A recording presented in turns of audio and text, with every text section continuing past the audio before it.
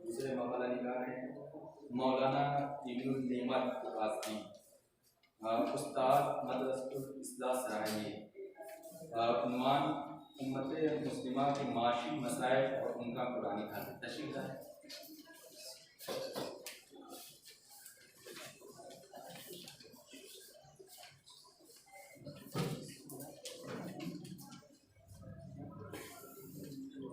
बिस्मिल्लाहिर्रहमानिर्रहीम। अल्हम्दुलिल्लाहि रब्बिल आलमीन वस्सलातु वस्सलामु अला सय्यिदिल अंबिया'i वल मुरसलीन। अम्मा बाद।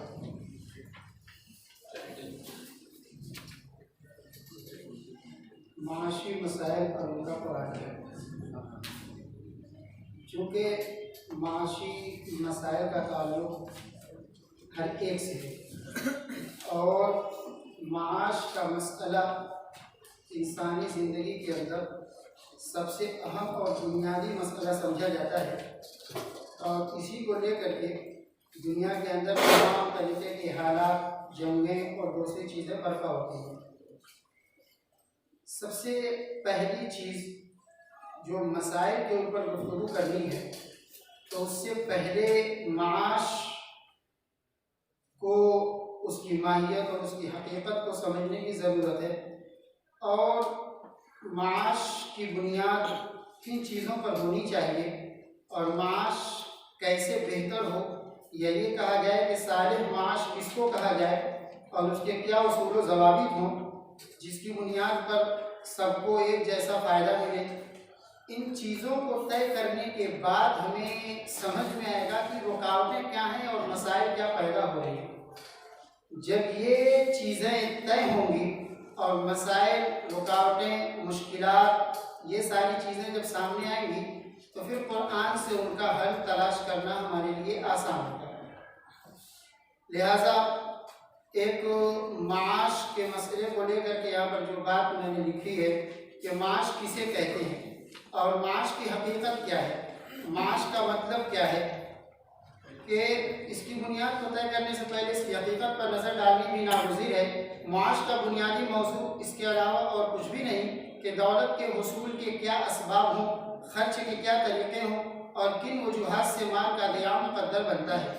इन्हीं तीनों अनासिर को सामने रखकर मसले माश को हल करने की कोशिशें की गई हैं। अब दूसरे जो दुनिया के अंदर निज़ाम राइज हैं, चाहे इश्तराकियत व इज्तिमाइयत का हो, चाहे सरमायादाराना निज़ाम हो, उनको किस तरीके से लोगों के ऊपर नाफिज किया गया, उसके क्या नुकसानात हैं, बहुत इजमाली तौर पर लिखने के बाद लिखा है कि दर हकीकत एक बेहतरीन माशी निज़ाम की बुनियाद चंद ही मगर सही मजबूत ज़वाबित पर होती है जो मुंदरजा ज़ैल है। पहली बात आदिल। माश का सबसे बुनियादी उन्सुर है आदिल, कि सबको कस्बे माश का बुनियादी व आज़ादाना हक़ हासिल हो कि कोई दूसरा इससे इसकी मिल्कियत को छीन ना सके, हर एक अपनी मन मर्जी और मुकम्मल फिक्री आज़ादी से तिजारत कर सके, दूसरा कोई भी माल, इक़्तिदार और ज़ोर बाजू की बिना पर किसी को मजबूर व मक़बूल न कर सके। दूसरी चीज़ है मुख़य्यर। दूसरी बात यह है कि वो मुख़य्यर भी हो कि ज़रूरतमंदों की किफ़ालत भी करे और लोगों को माश व तिजारत के असबाब फराहम करे। तीसरी बात है करीम। तीसरा तरीका ये कि करीम हो, दूसरों की इज़्ज़त नफ्स की पासदारी करे, एहसान न जतलाए, भलाई को अपना हक़ समझे, उसे बोझ तसव्वुर ना करे। रिफाही। चौथी बात यह है कि वो रिफाहाना हो कि हर कौम को तरक्की का रास्ता दे, इस्तेहसाल से बचाए, जुल्म व इस्तिबदाद की राहों को मजबूत करे। पाकीज़ा। पांचवी शर्त यह है कि वो पाकीज़ा भी हो, यानी धोखेबाजी, रिश्वतखोरी, सूदी लेन देन, मज़र्रत रसां वसाइल और जबर व इस्तिबदाद से पाक हो। काबिल अमल।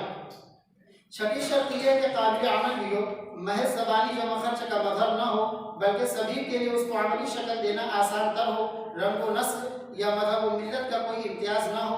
अगर इसके साथ ये बढ़ावा दिया जाए कि काबिल अमल के साथ साथ मुफीद भी हो और हमगीर अमली कदर व कीमत रखता हो, नीज़ उसूली तौर पर इंतहाई मुस्तहकम मगर फ़रोग़ में कदरे लचक हो, तो चार चांद लग जाएंगे।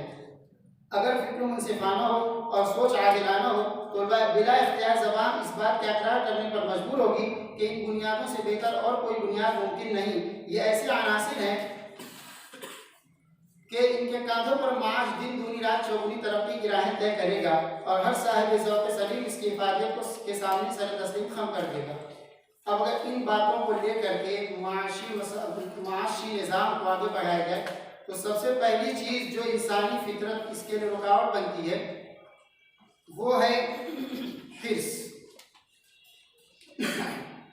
انسان یہ تصور کرتا ہے کہ جو کچھ دنیا کے اندر ہے وہ سب میرا ہی حق ہے، جتنا زیادہ میں حاصل کر لوں وہ سب میرا ہوگا اور مجھے ہی سب کچھ پانا چاہیے، اور اس کے لیے وہ تمام حیلے اسباب اور طور طریقے اختیار کرتا ہے۔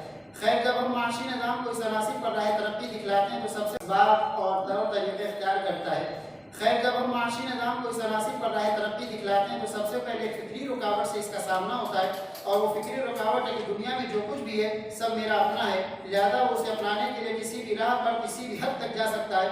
قرآن نے اس فکر کا عمدہ علاج کیا ہے، جیسا کہ ارشاد خداوندی ہے اعوذ باللہ من الشیطان الرجیم اللہ الذی خلق السماوات والارض وانزل من السماء ماء فاخرج به من الثمرات رزقا لكم وسخر لكم الفلك لتجري في البحر بامره وسخر لكم الانهار وسخر لكم الشمس والقمر دائبين وسخر لكم الليل والنهار۔